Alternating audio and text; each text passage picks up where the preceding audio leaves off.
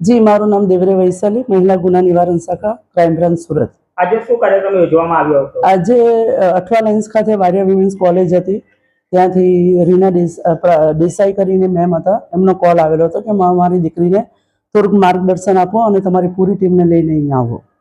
શું માર્ગદર્શન આપવામાં આવ્યું? મારી સાથે હું મહિલા ગુના નિવારણ શાખા ક્રાઇમ બ્રાન્ચમાંથી જે બળાત્કારના કેસો થાય છે સોશિયલ મીડિયાના માધ્યમથી દીકરીઓ અને મહિલાઓ સાથે જે જાતીય સતામણી થાય છે એમના અનુસંધાનમાં મેં પ્રોગ્રામ રાખેલો હતો અને એના વિશે અમે માહિતી આપી।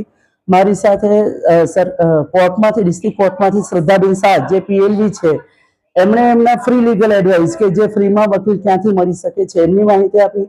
મારી જોડે મહિલા અને બાળ વિકાસના અધિકારીના જે કર્મચારી છે મહેશ પરમાર, એમણે એમના સરકારી સહાય જે દીકરીઓ માટે મળે છે એમના વિશે માહિતી આપી અને મહિલા અભયમ જે 181 છે તો મહિલા અભયમની જે હેલ્પલાઇન નંબર છે એમના વિશે એમણે માહિતી આપી।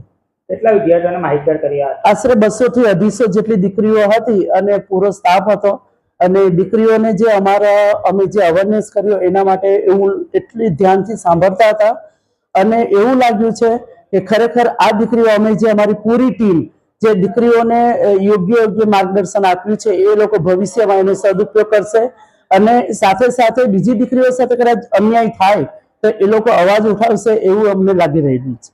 અને આપના સોશિયલ મીડિયાના માધ્યમથી હું દરેક ગવર્મેન્ટ સ્કૂલ હોય કે પ્રાઇવેટ સ્કૂલ હોય કે કોલેજ હોય દરેક જગ્યાએ હું એવું કહેવા માંગુ છું સોશિયલ મીડિયાના માધ્યમથી કે દીકરીઓ છે દીકરાઓ છે તમે આવી રીતના એક અવેરનેસ લાવો, એક પ્રોગ્રામનું આયોજન કરો કે જેથી કરીને જેને ખબર નથી કે સરકાર એમને શું સહાય કરે છે, વકીલ ક્યાંથી ફ્રીમાં મળે છે અને પોલીસ એમને શું મદદરૂપ થઈ શકે છે એને સોશિયલ મીડિયાના માધ્યમથી હું એમ કહીશ કે તમે આવી રીતના અવેરનેસનો પ્રોગ્રામ રાખો કે જેથી કરીને અમે ત્યાં પૂરી ટીમ આવીએ અને મહિલાઓ અને બાળકોને જે જાતીય સતામણી થાય છે એમના માટે એમને સાંભળી યોગ્ય માર્ગદર્શન આપીએ અને એમને ન્યાય અપાવવાનો અમે પૂરતો કોશિશ કરીશું।